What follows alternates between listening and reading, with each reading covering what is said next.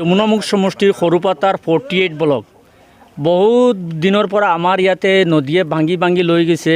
আমাৰ MLA সাহেব আহি পেলাই অহা যোৱা কৰে ইলেকশ্যনৰ সময়ত আহি পেলাই দেখি পেলাই যায় আৰু তাৰ পাছত ইলেকশ্যন যোৱাৰ পাছতে আৰু কোনো খবৰ নাই এই কেইটামান খুটি পেলাই ৰাখিছে। আমাৰ প্ৰায় 1 বিঘামান মাটি আমাৰ ইয়াৰ পৰা ভাঙি গুচি গ'ল আৰু ল'ৰা ছোৱালী অহা যোৱা বৰষুণ দিলে ইমান পিছল ল'ৰা ছোৱালী যদি এটা নদীত পৰি যায় আৰু এইটো আৰু নাপাম আমি।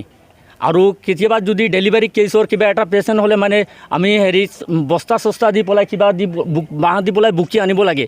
এম্বুলেন্স ইয়াতে সোমাব নোৱাৰে। প্ৰায় এই ভিতৰ ফালে আৰু প্ৰায় 1-1.5 কিলোমিটাৰ আছে আমাৰ যমুনামুখ সমষ্টিৰ আৰু ৰাস্তাটো।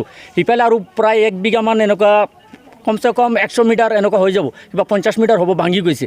আৰু ইয়াতে সামনেতো ভাঙি গৈছে, আপোনালোকে দেখি যাওক। আমি ইলেকশ্যন অহাৰ পাছত মানে আৰু একদম সব আহি পেলাই একদম আমি সব কৰি দিম। আৰু ইলেকশ্যন যোৱাৰ পাছত ক'ত মৰিছে না বাচিছে না কি হৈছে ৰাস্তা ঘাটৰ কোনো খবৰ নাই। এতিয়া আমাৰ বৰ্তমানে 10 লোচা মাটিমান হাবালি ঘৰৰ বিটিটো আছে বৰ্তমানে। আৰু এইটো কেইটাও যদি ভাঙি যায় তেনে আমাৰ যাবলৈ জেগা নাই। আমি ইমান দুখীয়া মানুহ।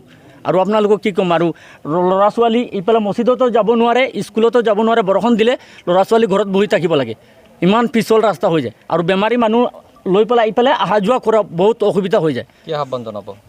আৰু আমি চৰকাৰৰ ওচৰত মানে কি ক'ম, আমি প্ৰাৰ্থনা কৰিছোঁ আৰু হাত জোৰ কৰিছোঁ যে দয়া কৰি এই ৰাস্তাটো আমাক সোনকালে বনাই দিয়ে যদি, তেনেহ'লে আমি বহুত মানে চৰকাৰৰ ওপৰত মানে আশীৰ্বাদ কৰি আছোঁ।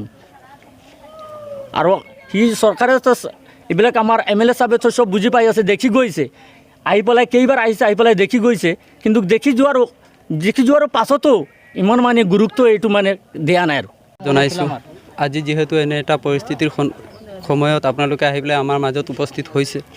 আৰু আপোনালোকে নিশ্চয় দেখিছে যি মাথাউৰি আমাৰ ধ্বংস হৈ গৈছে। বানপানীৰ সময়ত দুটাকৈ বানপানী হৈছিলে আৰু কোনো লোক আমাৰ ইয়াৰ বানপানীৰ সময়ত আহি পেলাই চোৱা নাই আমাক। আৰু বিভিন্ন সমস্যাৰ সন্মুখীন আমি হৈছিলোঁ।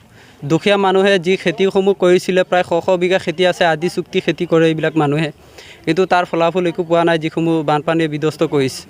চৰকাৰে কোনো ধৰণৰ ব্যৱস্থা আমাক দিয়া নাই যে বানপানীৰ সুবিধা, সুবিধা ক্ষতিপূৰণ এইবিলাক আমি পোৱা নাই। মই মাননীয় মুখ্যমন্ত্ৰী মহোদয়ক অনুৰোধ জনাম যাতে আমাৰ এই মাথাউৰিটো বনাই দিয়ে।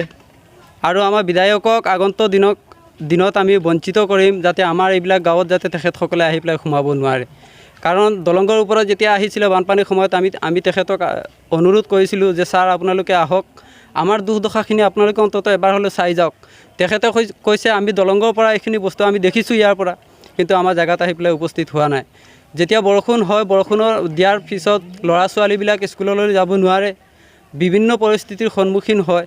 আৰু এটা সৰু বাচ্চা এটা ইয়াৰ পৰা গৈছিলে বানপানীৰ সময়ত, তাতো কোনো ধৰণৰ হোৱা নাই, সুবিধা পোৱা নাই মানুহবিলাকে এতিয়াও। গতিকে মই চৰকাৰক অনুৰোধ জনাইছোঁ যাতে এই ব্যৱস্থাবিলাক কৰি দিয়ে, আমাৰ মাথাউৰিটো সম্পূৰ্ণ কৰি দিয়ে আৰু আমাৰ খেতি বাতি এইবিলাক যাতে আমি সাধাৰণ দুখীয়া মানুহে কৰিব পাৰোঁ।